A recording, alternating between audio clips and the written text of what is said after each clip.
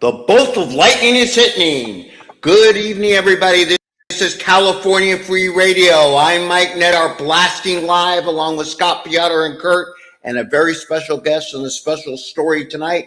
Say hi, boys. We'll get back to you in 1 second. Everyone out there, as you know, it's live on X at Netter Mike and at TaxFighter7. We are live on LinkedIn under my real name, Mike Netter. We're putting them live on the Facebook groups, California Free Radio. And if that isn't enough for you, if you're not ticked off, you will be by the end of the show on our Outrage channel on YouTube. This is an incredibly special show. I'm going to get back to why that is in 1 second. Take a deep breath. There's been a lot going on in California. You guys got a deep breath there? A lot going on in California this week and around the country. But I don't want you to lose track of something, that as much as we talk about national politics, California government, corruption, and all things that we get into, that our nation, really the whole world, is made up of individual lives, of people that go about their business every day. And sometimes the things which seem so far away to you are closer than you think. And that's a lot of what tonight's show is about. I'm going to hold that moment of drama, but I want you to remember something. I say this quite often, that the whole idea of life is to live as long as you can, as much stuff is going to happen, to get as much stuff happen to you as possible. And the longer that you live, the more stuff will happen. And to some of us, the stuff which happens is not supposed to happen, doesn't follow what we call the path of life. Sometimes it's preventable. Sometimes it's not. But for those of you out there, and I know we don't have a lot of liberals watching this show, but I know reporters do, and we'll get into that, who think some of the things happening in Venezuela, overseas, that you hear about in the streets of San Francisco don't affect you, you're wrong. And we're going to drive that home. Scott, give me an opening blast. Kurt, roll to you real quick. Kurt, by the way, welcome back from your hiatus. Out on assignment, Mike, like next week. Out on assignment. Hiding out from, or checking out what the latest Bang Bang from Fang Fang and Eric Swalwell. I love the latest outlet, shall we say, from our esteemed gubernatorial candidate, Eric Swalwell, who slept with Bang Bang Fang Fang. Gotcha. Anyway, he says he would never let Trump enforce birthright citizenship in California. I guess that means he's going to be granting citizenship papers to illegal aliens as though California were a sovereign country by itself. Oh, wait, that is kind of what California wants to do. Didn't we call that Thomas Jefferson Davis? Didn't we already fight a battle over secession? Anyway, I digress. It'll be fun to talk about him tonight. Can't wait to talk to our guest. We have a lot of stories tonight about corruption in Los Angeles City, Los Angeles County, California. So much corruption, so little time. Yeah, I don't know about that. We'll have time. There's so much corruption going on. And then Mike's going to have an exciting update that was in the Netter News about the Proposition 50 lawsuit. Yeah, talk for a second. Wait to hear that. Folks, I want to put something up here. I know he's busy linking all of our other groups. So Prop 50, just to remind everybody, redistricting the Gavin Newsom heavy-handed, let the politicians pick the voters, not the voters pick the politicians initiative, was legitimately challenged in court. And Mike, our co-host, was one of the plaintiffs in the lawsuit. I am one of the plaintiffs. I'm a live plaintiff. He was and is one of the plaintiffs, and the Department of Justice joined their lawsuit because they thought it had merit. So the Department of Justice is going after, basically he's going after Newsom for gerrymandering districts, not based on politics, but based on race.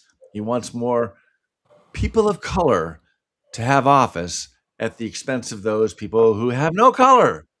I don't know, white? No, colorless. I'm not sure. They're biased. They're racist. What can I say? And they've got texts and other things, emails and statements from the authors, proponents, map makers that said that that's exactly what they did. They drew them based on race. Now they're claiming it was only based on, oh, we did that because of politics, because the Supreme Court's ruled that you can make those districts as Democrat or as Republican as you want. That's the prerogative of the party that's in the majority, but you're not allowed to do it based on race. And that's what happened in Texas. Texas, they actually are redrawing their districts. They're redrawing it because they were drawn in 2020 based on race. And the Supreme Court said, no, you cannot do that. So they are being forced to redraw them, and they're going to redraw them based on partisan politics. And oh, guess what? The Republicans are in charge in Texas. So Republicans are likely to pick up as many as 5 more seats. Obviously, it depends on whether the voters vote Republicans in or not, based on the new districts. So Gavin Newsom thought, well, that's not fair. We're just going to change it. And he had to do a constitutional amendment to change it.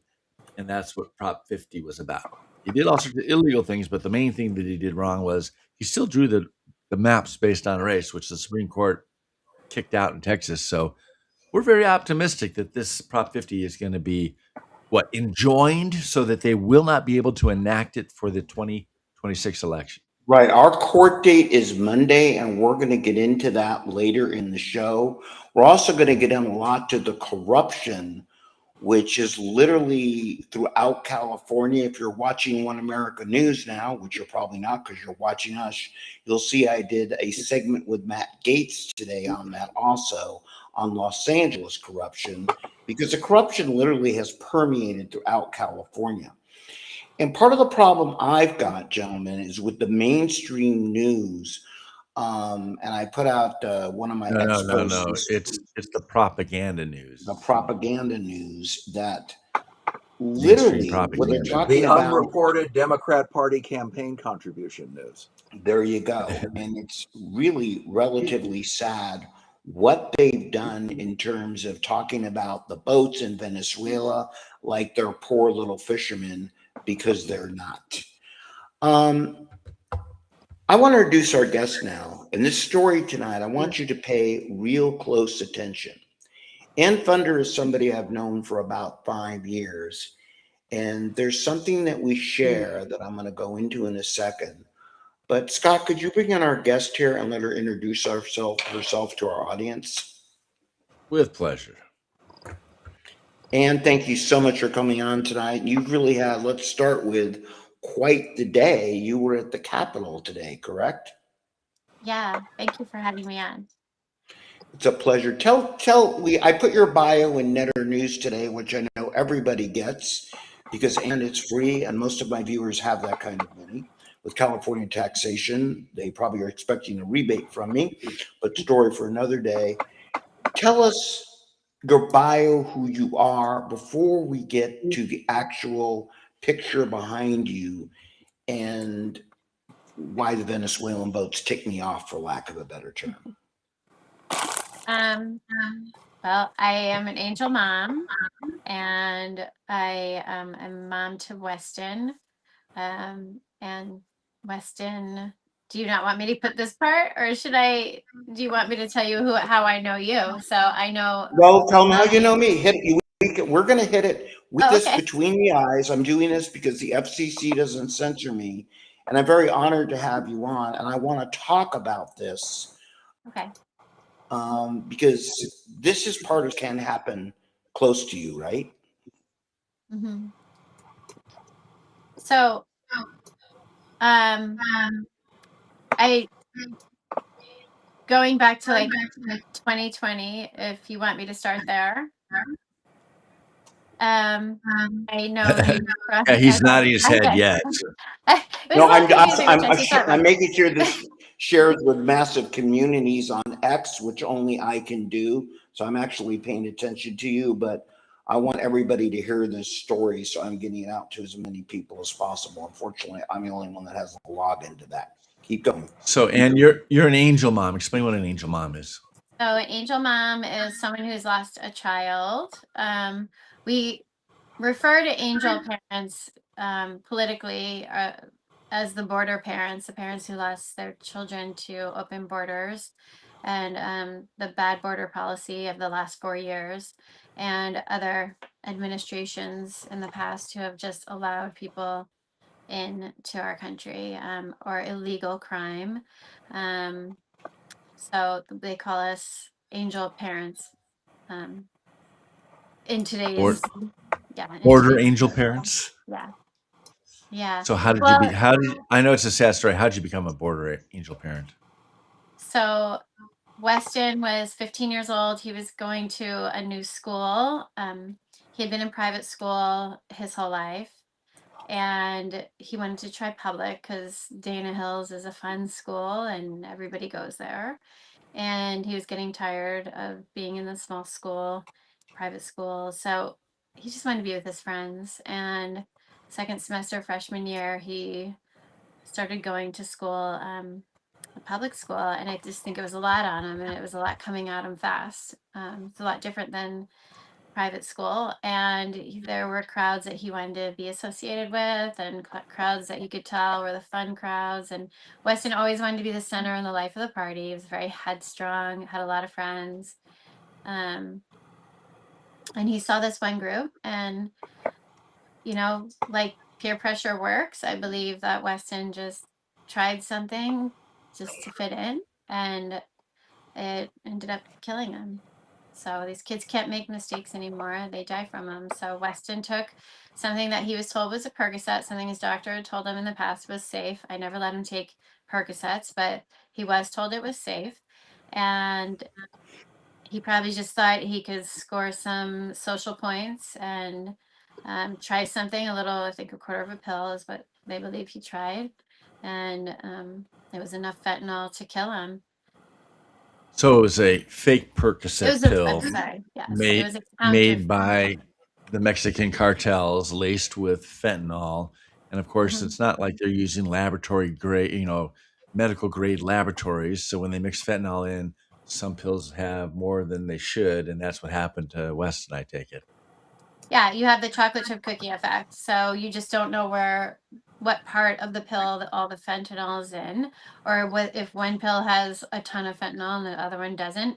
They are pressed to look identical to Percocet. If you're taking a Xanax, it's pressed to look identical to Xanax. You cannot line them up and tell them apart. They are identical. So it really is deception. You think you're taking a Percocet, and really you're taking pure fentanyl mixed into blue pressed powder. That is complete deception. And that is why we took 30 million bottles of Tylenol off the shelves in the 80s, because of someone putting cyanide in those capsules. And that's also if you went into a bar and you ordered a Jack Daniels and Coke, and they gave you a Coke with cyanide and you drank it, that bartender would have poisoned you to death. This is no different. These are murderers. And that's what happened to my son. He was out. Without a doubt, he was murdered. And when we found out this was a murder investigation, we started to learn about why. It was infuriating. My son was murdered, and so now that's what my life's dedication is, to make sure this doesn't happen to your kids. Stand up and So fight. And I when want to sync this story in a little bit. Ann, do you mind me telling this part of it? The CPAC part? Yeah, no, I was there. I was. So course, to really he's not sink telling this you which home, part. to really sink this home, to understand how it can happen to anybody. I was at CPAC, and what year was this? 2021, was it? 2021. No, 2022. 2021. Sorry. 2022. Yeah. And I was at CPAC, saw Ann there. We saw that was the one I think we saw Donald Trump at, correct? Yeah. It was the same night. And we saw Donald Trump. We had passes. Ann's with the press. I'm with the press. We hung out that night, went to various parties. They were at CPAC. And so Ann we were in Florida, and Ann didn't know. Again, I want everybody to really let this sink home. This is not something Anne happened to be away from home in Florida, found out why she was away from home. I'm going to say it. Someone actually murdered her son by giving him a bad drug, a 15-year-old. And think, and I want to stress, it can't happen to you or 1 degree away from you. And I know I'm being rather direct, Anne, but I really want this to sink into people out there because No, I'm I very see that. angry at the mainstream news where they're talking about the poor Venezuelan fishermen. Well, Oh my Expletive gosh. deleted that. We'll talk into that later in the show. These are pirate boats, basically, bringing in things which kill us. And for those of you out there, and we know we have a little bit older audience, I don't think we have many 15-year-olds watching us. We grew up in the era where, hey, parents told us not to do things. Maybe you smoked some pot in the day, ate too many Twinkies. It's a different world today. And people, your son was murdered. This was imported and virtually, I can't even imagine. This is not the way the timeline of life is supposed to work, flat out. And to your point, this is just a 15-year-old exposed to something that. So tell us about your life's work and what you're doing now, because you ended up at the Capitol today, but I know this turned your whole family and world upside down. And again, you could stop wherever you want to, but I really wanted to drive home to people really how bad this expletive deleted stuff is. Okay. They really, I don't think, get one small dose. Did this to a really healthy boy, and not a tiny kid who was sick. Well, yeah, and to be clear, it's not like, oh, some druggie overdosed. Who cares? He's a druggie. No, this is somebody who's never done anything like this before, and he was murdered by giving, fake drugs, death Yeah. drugs. I want to preface that my son was not like a shining star kid that does never, push the limits. He was a high school kid. He was a very typical. He was a high school kid. He was a typical high school kid, right? Yeah, it's very typical. And, a lot of us remember high school. I mean, we did stupid things, but we didn't die. And I think Right. that's the difference between back then and today is this isn't your parents' weed that they smoked or, Or this drinking isn't behind the Woodstock. barn, right? When your parents It's, you it's right? I mean, not. this isn't you No, didn't you got sick from the Colt 45, but you didn't die. I don't. yeah. And, there's so many, these kids are up against so much. So when I say truly like, this could happen to you, this is something that I would hear on the media. I'd say, gosh, that poor family, they lost a child. And it didn't really resonate with me because I was like, well, it's never going to happen to me. But it did happen. And I was blindsided. What do you mean this happened? Like, we've had these conversations. My son knew better. He didn't, there's no way that this happened, but it did. It happened. And, one of the things I missed the boat on was talking to him about peer pressure. And he was a very headstrong kid. And I thought he would have the strength to have the courage and strength, really, to say no.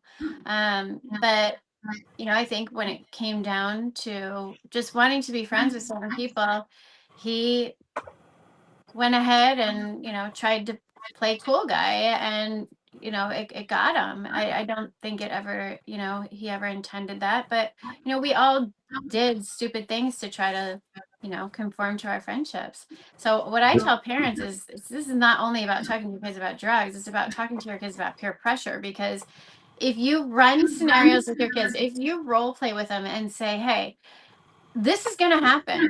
One day you're going to be standing there. Someone's going to offer you something that you don't want to try, or maybe you do. But I'm just going to tell you that if you do, there could be consequences, including death. But how are we going to get you out of this? How are you going to? And I'm telling you, the kids will be like, oh, I can handle that. No. Because when there's this girl that you like and she's the captain of the cheerleading team and you're out of her league, but she's got her eye on you and you've had a crush on her forever and she's doing it and you want her to impress her. Trust me, peer pressure is very strong. So how are you going to get out of it? And run scenarios with your kids. Play with them. Say, I'm your friend and I'm telling you to take this. And there's this girl you like. How are you going to say no? Because when it happens, then they'll have the script. They'll be prepared and they'll know what to say. No, not my thing. Thank you, though. I am happy to drive you guys home. Or no, not my thing. And my mom's picking me up. Or gosh, I have so many allergies. I'd be too afraid. Whatever your excuse is, run that script and know it well. And I'll tell you what, you're going to help other kids get out of it. And not only that, but you might be able to help other kids say, hey, maybe think before you do that. But I always tell parents, run scenarios with your kids. Your kid could be the hero. And while other kids are dying, your kid will still be alive. And they need to know that. Kids need to know that this is about survival these days. It's a very different world that parents they don't understand. This is it's not going to happen to me and my family anymore. It can happen to everybody. Truly And the can. And cascading that's effect. been your message, right? Yeah. Yeah. How have you been received? I mean, I've been received very well by most people. When it gets polarized and political, that's another story, and it gets dirty and nasty, and it's amazing the things that people say, but I don't pay attention to that. I try to rise above. As far as, parents are very grateful to hear this story because it scares them, and I'm glad it scares them because they need to be afraid. So It's when a other big deal. when other 15-year-old kids hear it, what do they say? I don't Or is it I really a don't matter know. of the parents? The parents need to have that discussion. There are people that go into schools, they speak to the kids. There's other kids. I have chosen to speak to the parents. There's different gifts for you Sure. have a gift for, speaking to kids. It's great. You guys go into schools. I relate to the parents because I was the parent. And I just remember sitting there on my couch after he died going, it was the hardest pain that you will ever feel. There's nothing worse than losing a child. And Yeah, I couldn't it's just imagine. not. I couldn't imagine. And I was sitting there and I said, I can't let this happen to another parent. I just can't. I can't. And Mike knows I'm an activist by nature. I mean, I was running for office at one point. You were I put talking about it myself, that night. That's what's so yeah. eerie. We're talking about your upcoming run for office. You lost Dan. So sorry about that. Dan's back. You blacked out a Let little me bit just put on my us. focus on. I'm so sorry. That's So- okay. Don't worry. Go ahead. Tell us about your trip down to DC today. Okay, sorry, you guys. Okay, are you still there? We are. Yes, Can you hear us? you look great. You look great. Maybe So come back. tell us about your trip to see Kristi Noem today. Now we lost her. Now we lost her. We've got the photo though. Well, Oh, guys, she's back. I can tell you from my perspective. She'll be back. Go ahead, Ann. Sure, yes. Tell us about before we even talk about your trip to DC. Well, let's talk about your trip to DC. Again, Ann is a political activist who is an amazing person, and but I want to hear about your trip to DC and meeting with Kristi Noem today and what that's about and how President Trump and his team, if you will, are doing what they're doing about it. Go ahead. And you're on mute. You're We got a muted, visual, Andrew. but we have Can't no. hear you. We cannot hear you. So you got a microphone button on the bottom of your screen. You should be able to hit that She and knows turn it that. on.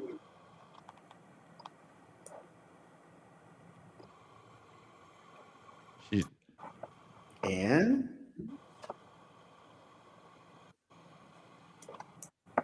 We lost her.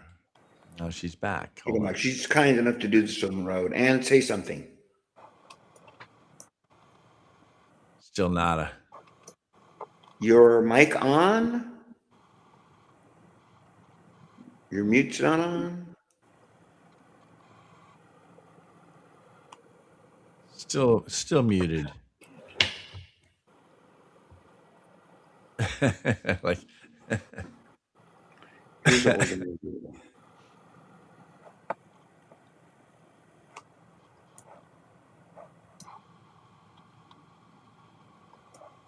That's okay. Hold on.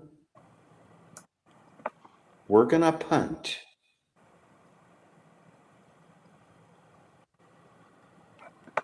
He's gonna try a reboot. Everyone out there, I really want to understand, we're gonna get the political polarization portion of it here. And again, she's had a very long day doing what she does, but really want you to understand, okay? I don't get exactly the people that run the press. Kurt, Scott, help me out here, because again, this issue's close to Well, me. Mike, a lot of my friends who have kids who are teenagers in their 20s and the kids themselves talk about this problem. They can't go to a bar and have a drink and set that drink down because somebody will put a roofie or something worse in it. One of the ladies that works for one of our doctors went to TCU. She's probably about 28, so she was there, 6, 7, 8, 9 years ago, and kids were giving other kids Adderall pills so that they could focus when they studied, and that's an incredibly bad idea. And we should go back to first principles here. People should take only things that are prescribed by a licensed physician and where you pick it up at a licensed pharmacy. Anything else, you are doing roulette on whether you're going to live or not through the experience. And say something. There are I hope people. this works. Okay. Yes, she's we have, back. we have fun. Okay, good. I had to restart my whole thing. Sorry. Of course, now her son's on her opposite corner, so she's got a That's mirrored okay. It's all good. Let's video. not touch the thing. So, and Kurt's right. And then I put out another article on it this week on my X feed, how drugs are being manufactured, the fake Percocets. Mhm. And I do want to get into the political polarization part of it here, because this Yeah. is, I don't, Well, this I should get, be apolitical. There should be that's what I no don't political issue understand. about our I kids Without a dying. doubt. don't Because fentanyl understand. doesn't care what political, side you're on. It doesn't care your race. It doesn't care your religion. It doesn't care what you think you are gender wise. It doesn't care, who you're sleeping with. It doesn't care your sexual preference. It doesn't care about any of that. If you take it, Indiscriminate I killer. promise you, it will kill everybody equally. So this should not be, but it is very polarized.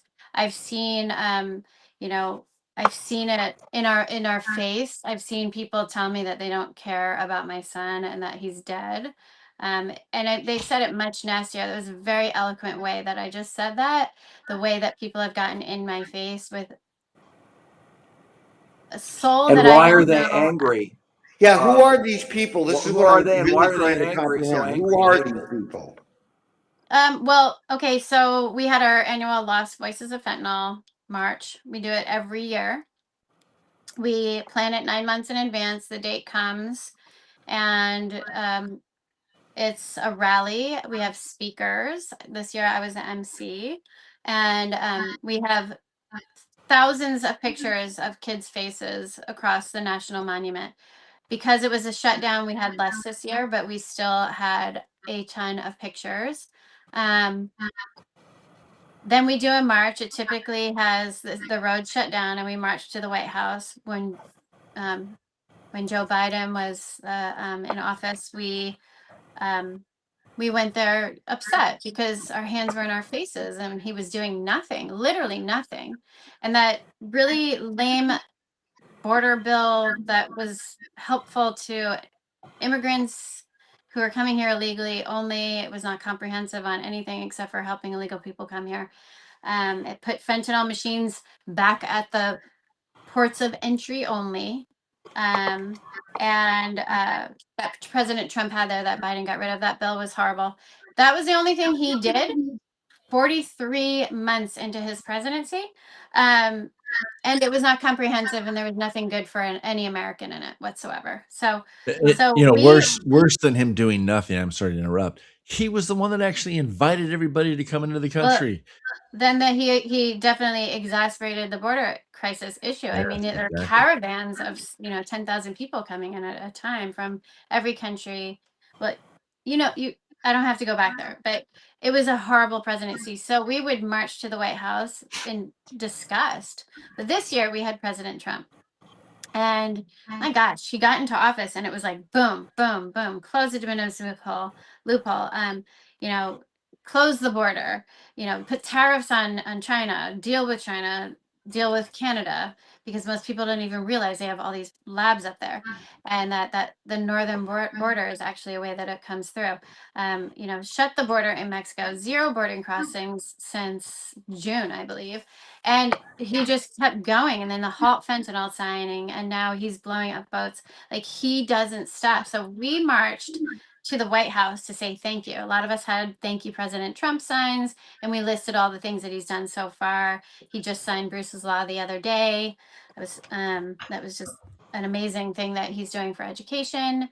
He's putting all the right people in place between, you know, Secretary Noem and you know, Borders Tom Homan, and, you know, empowering the Border Patrol. I mean, everything that he's doing is incredible to stop this crisis. So we were going there, and the No Kings Parade decided that they were going to put their, you know, national second No Kings Day on our day that we were marching.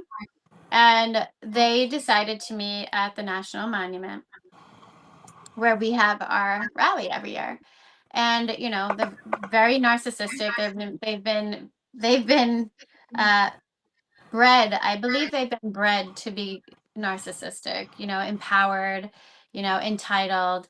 And so they just thought we were there to protest them when we do this every year. So we're walking down the street with our signs of our dead children, you know, hundreds of us holding up signs of our dead children, walking to the White House with signs that say, "Thank you, President Trump." And they were slinging mud out of their mouths right and left, getting in our face with bullhorns, talking about, you know, lunch programs being cut so those kids are going to starve to death, and that, you know, people were calling us Hitler and Nazis. I'm like, you just told me my son did not deserve to live. Like, the things they were saying, like, I don't give a blank about your son's life. I go, why? And they're like, because you're a Nazi. I'm like, you just told me my son's life didn't matter because of my politics. That is the definition of Nazi. Like, you think that my son's life had less importance because of, you know, our political beliefs is really the definition of what, you know, gave power to Hitler. So these people are horrible. I don't know where their souls come from. There were a few that actually could have conversations, but they were in our faces telling us that our dead kids deserve to die. And that because we want borders and we want a safe America, that we were racist and fascists and Nazis. And literally I showed a man with his wife who was like hassling someone behind me, who had her dead son in her hands, and she's in a wheelchair. And I looked at him and I said, you know, I'd be happy to have a conversation with you. And he said, I said, this is my son. He died. And he's the one who said, I don't give a blank about your son. And I said, oh my gosh, your kids are standing right here. Is this what you're teaching them? And he didn't care. He told me to go blank off and walked away. People were downright nasty. I mean, I didn't think people had it in them, but there's something very wrong with really liberalism. It's a disease, and it's a virus. These people were just horrible. There were a few that were nice to us, but for the most part, people were literally looking at us, telling us that we were terrible people and our kids' lives didn't matter. It was really Well, disheartening. this is a problem with liberalism today. They're not just wrong, they're evil. And I think Evil. we need to speak out and call people who did to what they did to you and to others evil, because that's what they are. They were very evil. And with a bullhorn like in our faces. And they made one of the women got so angry that she was being told that her son, like his life, like who cares about him, and they were calling him like names and stuff. And she was yelling so much she literally passed out on the ground. She had to be taken away in an ambulance because she got so upset the way these people were treating her. all because we want safe borders. And they find that the the thing is, it just doesn't make sense. Like, why wouldn't everybody want that? People don't care about that until it happens to them. And then, we have a bunch of people who had that mindset before that have totally flipped and been like, I was so wrong. And, my kid died and I learned that. We saw it today with Kristi Noem. There were activists there. They followed Kristi. Her's out there with her granddaughter, and she walked out, and the guards, I don't think, were prepared for her to come out right when she did. So these people they were in. These crazy activists who looked like they were homeless and needed showers, but they went in and they were like, she's holding this baby, and they're like trying to like get in on her face, and they're like these horrible people. And so we started just putting our arms up, like, to keep them back. These people are nasty. They're really nasty people, and they believe Thankfully, they don't reproduce. They believe well, I don't know. I think they not a good picture. Like, they look like they don't shower, but which is why they don't reproduce. Do you think they were paid protesters? Yeah, absolutely. Okay. I mean, one had a big, huge N95 mask, and they don't want their faces being shown, but just really horrible people. And then finally someone turned around and said, they started calling us, like, names. They didn't even know who we were. She got into our office. That was great. They didn't even know who we were and started, calling us names. And finally someone said, stop that. That's not okay. These are angel parents. They've lost children. And here it goes. I don't give a blank. These, racists. They were calling this one guy these names. I mean, it was just horrible. Hitler and everything else. They're just horrible, horrible people. And I wouldn't want to be associated with anybody like that. So, I can understand why so many people stand by them. They have a new drug out to help people like that. Trump deranged. One of the things I don't. Yeah, no kidding. And they need, some of these people need more than that. One of the things, and again, you and I have been around the media individuals, and I want to be clear on that. CBS, NBC, ABC, especially, is on my list. The best way to put it, because the way they present these stories pollute the weak minds. It's the polite way to put it. Do you know what I mean? It's like you have people that are a little bit on the edge to begin with, that are just against things. Everyone out there, we have people on the Republican side that are just against things all the time, and I get that. And these liberals are a bit over the top. Why do you think, or how do you think, that the way the media present, like the way they've been presenting the poor Venezuelan fishermen, it just has me over the top this week? I mean, dudes aren't fishing. They're in a friggin' speedboat, for God's sakes. Looks like piles of whatever in their boat. Why do you think the media does that? And I'm going to also ask, have you got an interview by the mainstream media at all as an angel mom? Well, we've talked about this, and they don't really reach out very much. Even Fox, surprisingly. I've reached out to them a lot. Like, I'd be happy to come on and talk anytime. They would have to admit that they should have been covering something for 4 years that they ignored, or that the borders were an issue.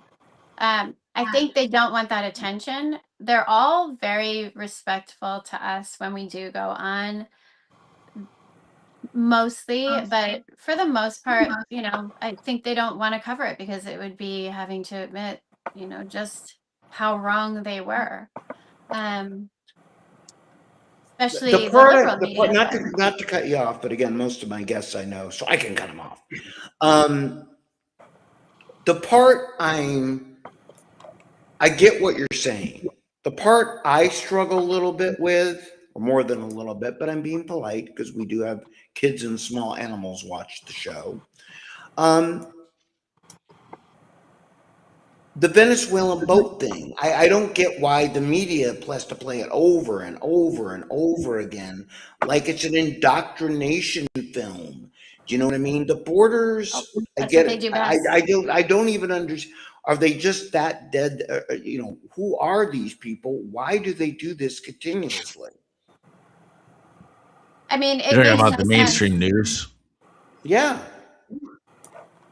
because they're Nothing makes sense. propagandists. Yeah, they are propagandists. Nothing makes sense with them. And that's why you have a bunch of people walking around feeling like they can, say whatever they want in somebody's face and feel empowered by it. I can't imagine saying horrible things to people and walking away and feeling good about yourself. But, these boats are, they're just, it's a no-brainer. They're bringing barrels of drugs. It's very apparent they're barrels of drugs. There's bags of drugs, barrels of drugs. There's 6 engines on the back that are $50,000 each. I mean, these aren't fishermen. And they're not people out for like a day on the ocean just having fun. These are drugs. You know, they'll leave them as buoys for the next, shipment. People come along with the next boat and they'll pick them up and then they'll make the next delivery. Like, these are people who are bringing drugs to America to kill your children. Now, some of them are from, like people are arguing, well, a lot of it's cocaine.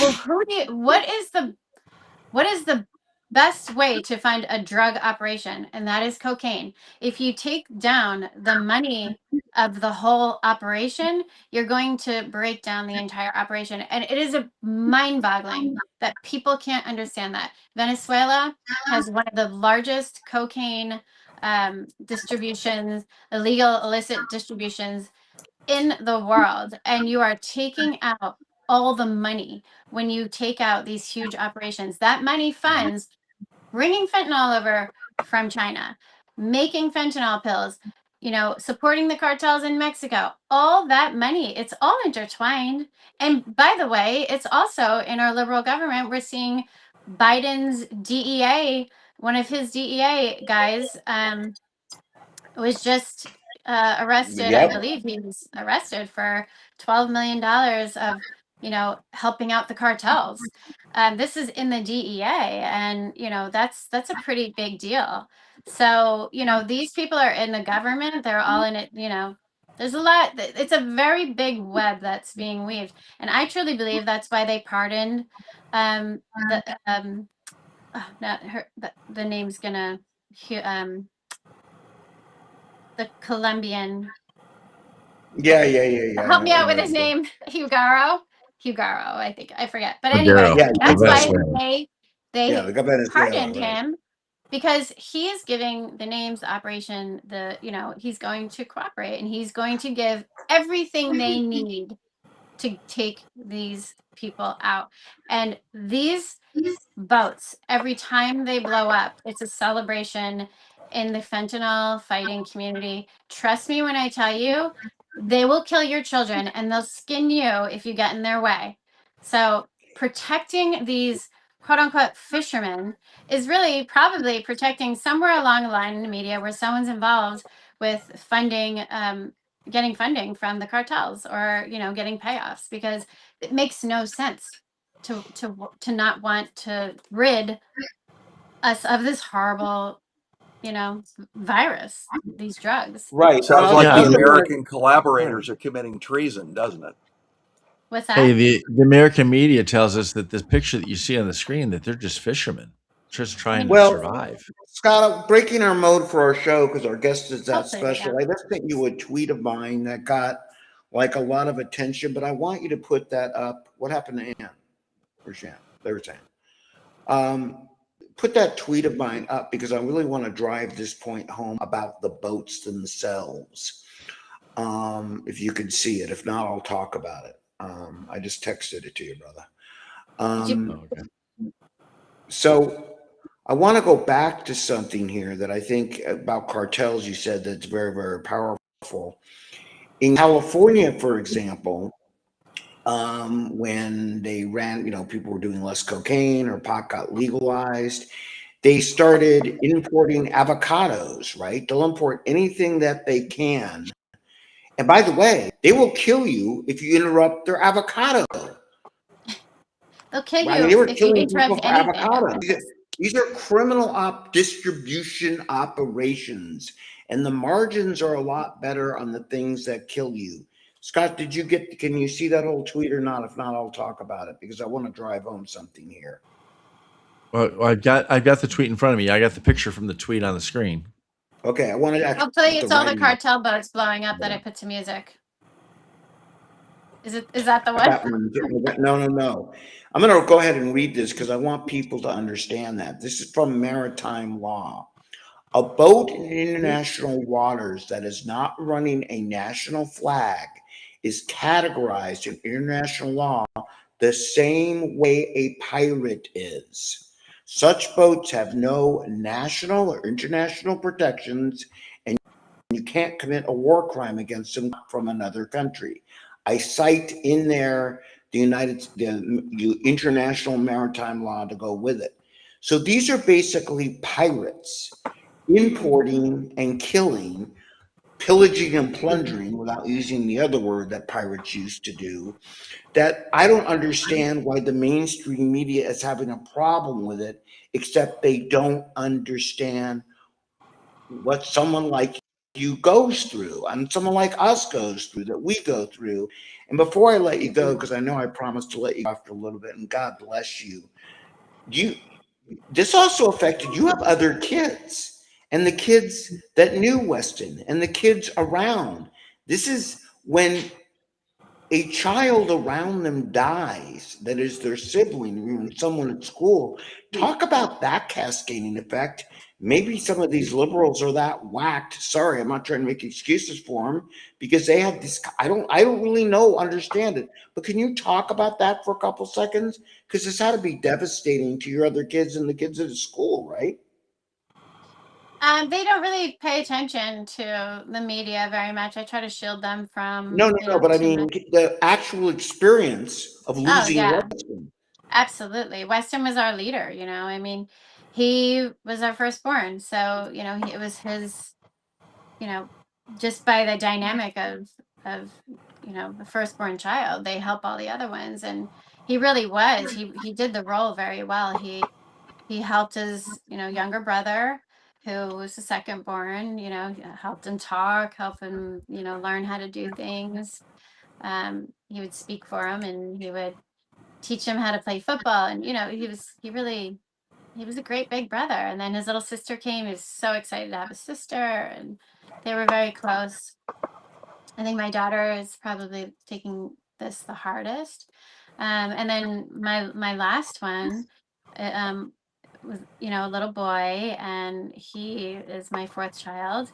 And he's just, Weston only knew him as a baby. I mean, he was just this little tiny peanut, and Weston was so proud to be a big brother again. He was the center of our dynamic. And so when he died, it really affected our family in so many ways. Our kids, they're not okay. I don't know how to say it. They're just, they're No, not I the same. and again, I'm not trying to dive too deeper, but I want people to understand that this is more than the parents; it's the kids around them. This has a lifetime effect, kind of like for generation to come or move on. I mean, these stories can get very personal quickly. And before I let you go, I know it's getting late where you're at. What came of that in the last 4 years? The people that handed it out, what came of that? I mean, nothing in the last 4 years. There was no No, but I mean, was prosecution. the person prosecuted? What Oh, no, action no, was nothing? no. I have heard that the person who supplied it to the person who gave it to my son is in jail for something unrelated. But he'll be getting out soon. Because of this new information, I would like to reopen his case. So that's something that we're, considering right now. There's just, California doesn't prosecute. Unfortunately, California is very weak on prosecution. Even Orange County, where I was hoping that Orange County would be a little bit better. We have Todd Spritzer, and he ran on, being tough, but I didn't see that. unfortunately. And there's too many people walking around. You have these liberal judges that will find 40,000 fentanyl pills in the back of a trunk of someone's car at a routine traffic stop. And they bring them in and they say, oh, come back in 2 weeks for your court date. And they're back over the border bringing in the next carload. So they don't do anything in California. There's no justice in California. But the best way we have justice is by electing a president who's going after people, who's deporting everyone that should not be here. Because, by the way, it's illegal to be here if you're not supposed to be here. I don't care what kind of entitlements you think that you're entitled to. You're not. Those are for Americans. So people are like, that's so cruel. No, bye. Just, you're not supposed to be here. That's it. It's just very straightforward to me. You want to start with the criminal aliens. I think that's a great start. But at the end of the day, people need to either fill out the paperwork and come here legally or go, because, that's just how I feel. This is our country, and there's plenty of 100%. They've people. got to be accountability. This is the part I don't understand. Yeah. And what is the best way? Scott, do you mind putting her? She's in the crawler, if you will, Ann Funder's X thing there. We want to make sure that people know how to follow what you're doing at Elizabeth US. Yeah. And then what's the best way people? I know Agnes Gibney. I'm trying to mispronounce her last name. I know Angel Mom runs around. Yeah. But what is the best way? Thing that people can do to stay alert of these kinds of issues, to help what you're doing, because it's somebody's child, it's somebody's brother. And by the way, hold on 1 second before you answer that. Sorry.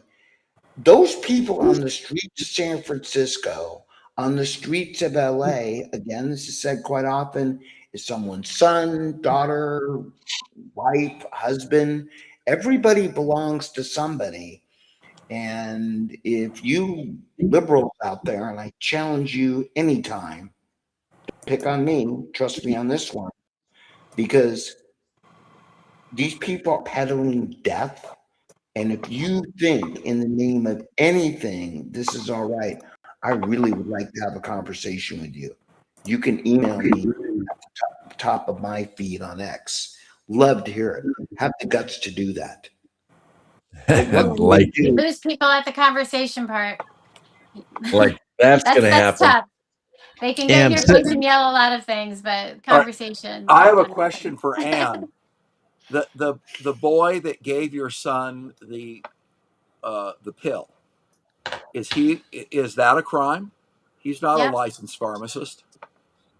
But it doesn't matter. He knew that so, without getting into that too much, because hopefully, we'll see where that goes. But it was very well known what was in it, but he knew exactly what he was doing. And that's really all I can say, is that he absolutely knew what was in it. If that was my child, I would hound that person the rest of my life. Every breath, I would be all over him. He would never get a minute's peace. I always said that it takes a lot of energy. It was very difficult for me.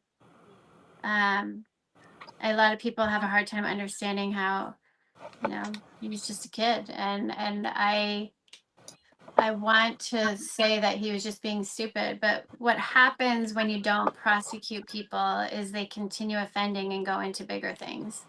And unfortunately, it seems as though, because nothing, not even probation, was given, this has grown to something bigger. And, I try to have a forgiving heart. Again, it was young and stupid, and what I try to really, where I'm trying to go with it, is really focus on the supply above it. And that could be, because the reality is, okay, we've all been young and stupid once. Many would say I've only grown out of the young part. We shouldn't enable people, it's kind of like saying, hey, you know, that's why you don't drive at 12, okay? Why you Yeah. shouldn't be drinking until you're 21. We should not be enabling people to do things that are dumb. And the reality is the adults in the room, which are supposed to be our government, is supposed to be the adult in the room and make sure this doesn't happen. So let me let you finish. I cut you off. How can people get involved? What can they do? Where can they go to look and learn more about this? So I work with a bunch of organizations called, the one that I do the most with is called Lost Voices of Fentanyl. There's also some other groups like Fentanyl Fathers, who has a wonderful education program for students in schools. Roman Gabriel is ex-football player. His father was a Hall of Famer for the Rams. He has dedicated his passion to saving kids from this epidemic. He has a Sold Out Youth Foundation. There's a lot of really incredible organizations online that educate. Lost Voices of Fentanyl is really, an incredible organization that, I dedicate a lot of time and volunteering to help with what we do, which is just more of educating and activism. And you've got some of those up on your X feed, right? And Yeah. for the show, for people going there, because again, we have a good amount of people that watch us and watch it on replay, etc. Yeah. And I want to thank you very, very much. I know it's gotten better to talk about. Easier is not the correct word over the years, but really, God bless you. And Thank you.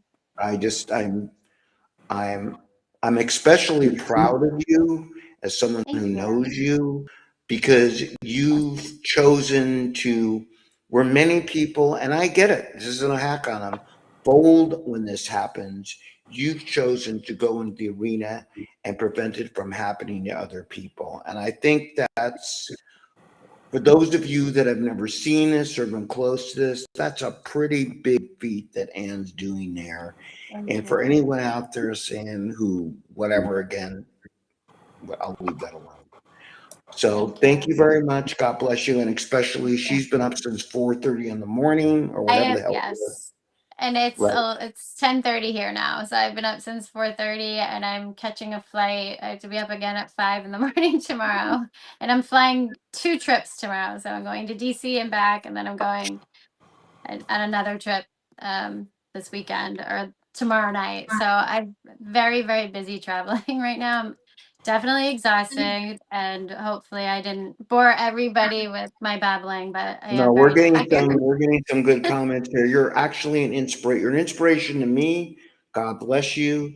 Thank you. God Love bless you you. too. Thank you so much, Love you too. gentlemen. Any Thank you. final words for Anne? Yes, thank you for what you're doing. Thank Thank you. Yes, you. thank you. Letting parents know, I think that's great. Thank you. And I thanks so much appreciate for it. coming on. We appreciate Thank it. you. Thank Okay, you. have a good night. You guys. Bye. Wow. Yeah, all you can say is wow. I mean, holy cow. Yes, this is a fishing boat, isn't it? Sure Right? it is. Now, guys, we need to talk to the parents and grandparents. This is going on every day in schools, in bars, at parties for your children and grandchildren. This is something they deal with on a regular basis, amazingly, today. It shouldn't be that way, but it is. I think one of the challenges here is you can't protect your kids from everything and let them grow. The kids do need to be talked to not to do stupid things. But again, I really want to stress what is incredibly disappointing are the liberals that give Anne the load of crap that they give her to her face. What's also incredibly sickening is the members of government whose job it is, again, to give us a safe environment. This kind of drifts into some of our other stories tonight, guys. It's government's job to provide me so I don't get shot going to 7-Eleven. It's government's job to make sure my roads are safe so I can get home to my family. It's government's job to make sure our water supply isn't poisoned and that poison isn't imported into our country and our state. And our government, under many of the Democrats, mainly 99%, is not doing its job. Weigh in on that. Look at San Diego and the harbor and all the poison coming from Tijuana to endangering our military people in the Coronado military base, the SEALs training. I don't think they're necessarily targeting the SEALs, but they're obviously impacted by it. Well, I have a friend in Coronado who thinks that's exactly what's happening. The Chinese are doing that as a way to weaken our military. So, that's not a bad example. And the California Coastal Commission isn't doing jack to stop it. No, they're worried more about some rich dude, putting a fence up on a side yard, limiting access to whatever beach there is. No, it's government is, especially in California, is upside down. Rather than having public safety be their first goal and job to keep, our streets safe, keep the criminals in jail where they belong, and doing things like keeping our waters clean. Instead, they're harassing citizens, making sure they use the right pronouns, allowing fires to start and burn down half the city so they can rebuild it with homeless shelters and low-income housing. The priorities of our one-party government in California are totally upside down. And it's just a prideful arrogancy. Arrogancy, is that a word? Arrogance. But the arrogance of our Democrat politicians in this state they don't care about Republicans. They don't care. 40% of the people in California voted for Trump. More people voted for Trump in California than any other state. And the politicians in the state literally ignore them. And that's a dangerous situation when you get that much of the population that feels like their voices are not heard.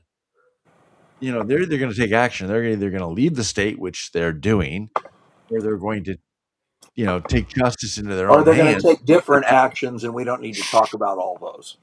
Yeah, but hey, if justice isn't being done by the government, the citizens are going to stand up and do justice themselves, and they may do they certainly do a better job than the Democrats and politicians in California. Well, but the problem here is that the Democrats hate us. If we can learn something from the discussion we just had with our guest, the fact that there were children killed by illegal drugs, and they said we hate you, and the evil things they said to those poor people shows you how evil these people are. We can't get along with them. We can't be bipartisan with them. They're going to defeat us, or we're going to defeat them. It's a fight to the political death. Hey, there is no compromise. There is not. Well, it's not just the political death. Look at Charlie Kirk. Charlie Kirk long advocated that, hey, we're going to talk. We're going to keep talking. When we stop talking, that's when the guns come out. We don't want that to happen. And yet that's what happened to him. He was literally murdered. And one of the things that we're finding out is that he was one of the guys that was standing in the gap to prevent this filth from coming out on the, people like to say that it's hard right, but it's not hard right. It's the filth from Fuentes and all these, supposedly America First, but really what they are is a bunch of brown shirt Nazis. Yeah, I want to go into something here that I think we talk about. The extreme right is not good. The extreme left is not good. What's happening more and more, though, is that the extreme left is polluting more of the mainstream left. And I think how do you tell the difference? Well, you really do, because look, we both know a lot of it's not the Democrats, it's the extreme left who have polluted the Democratic Party. And maybe it's that liberals in general, or I don't know, people I think are I think I saw an article this week that I wrote. People vote Democrats out of rote. The press. I'm going to go back to the mainstream, gents. The mainstream look. Those people making fun of Ann are abnormal and sick.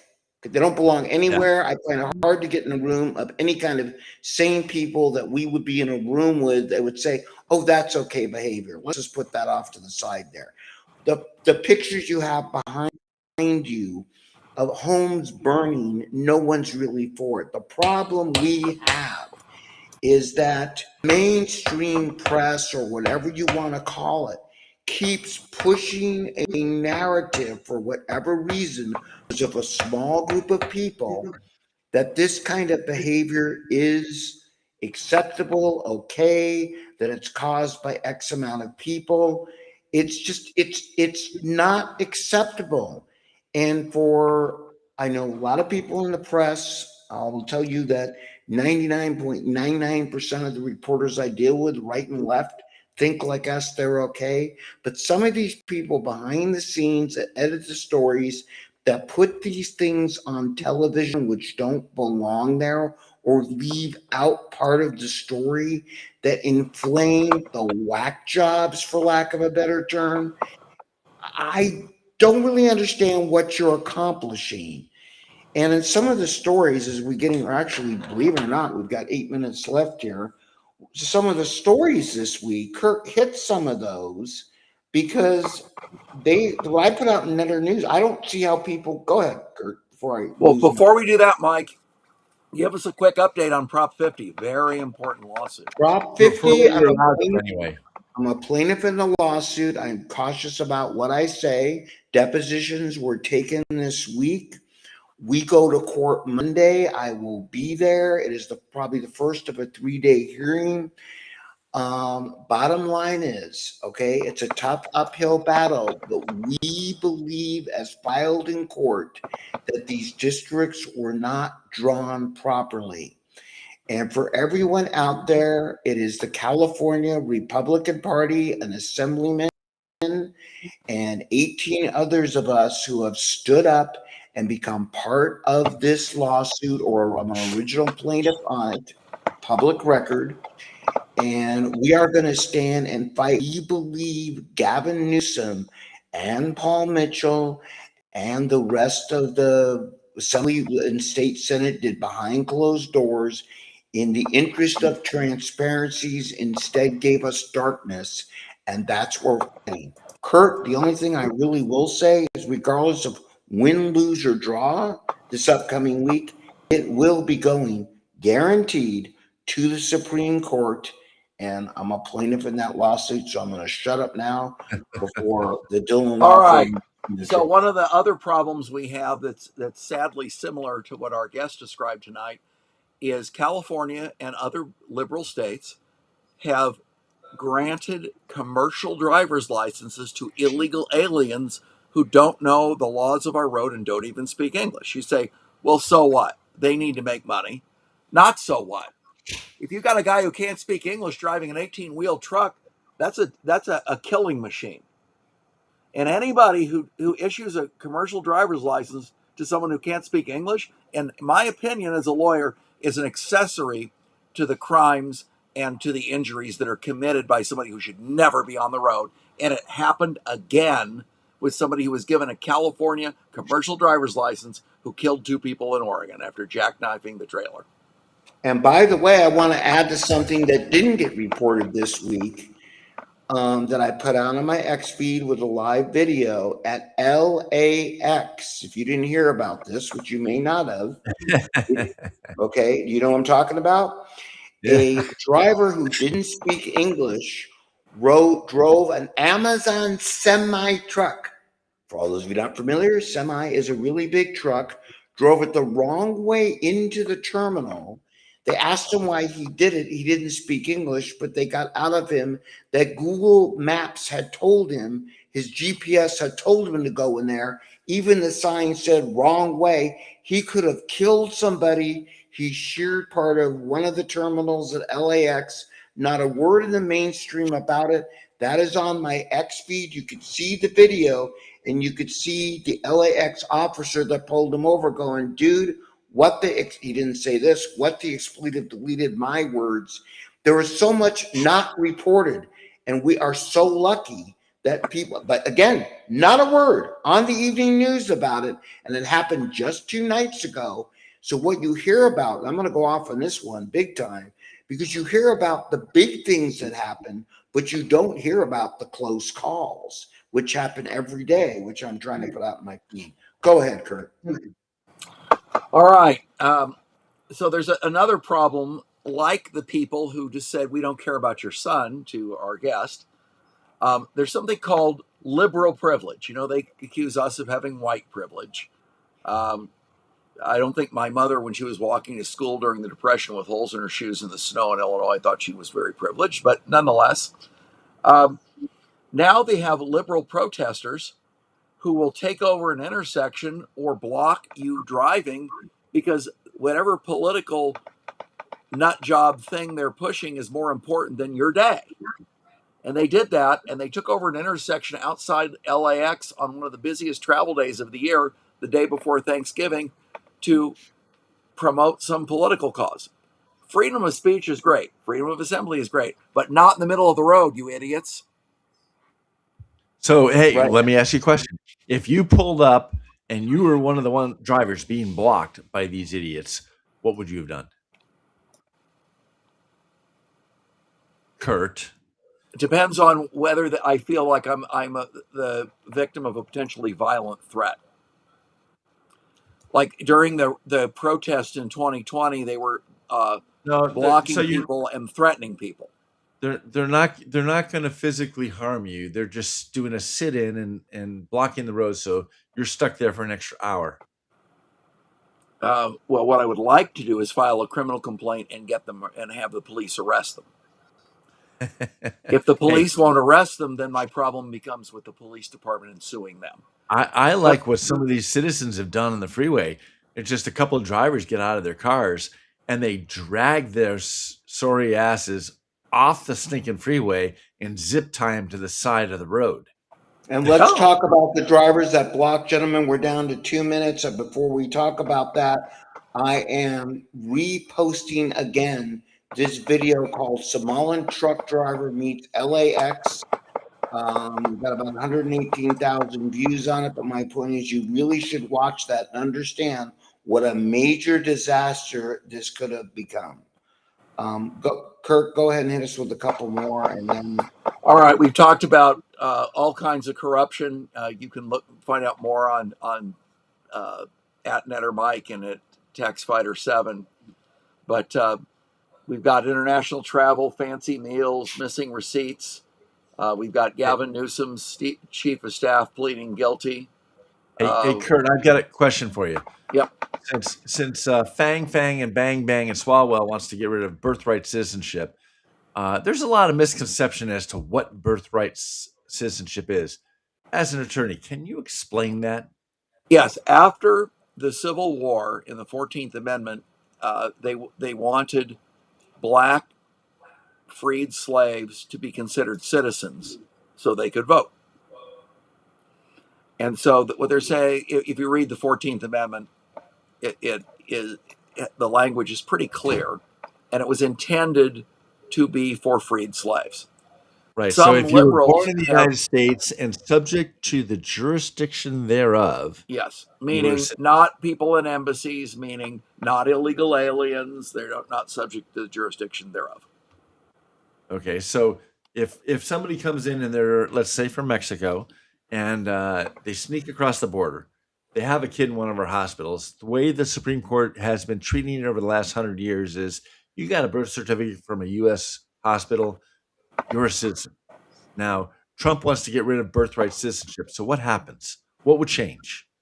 Then only properly naturalized citizens and their children would be considered citizens, and it'd be easier to deport all these people. So that baby that came in because their parents were illegal, they were not subject to the jurisdiction thereof.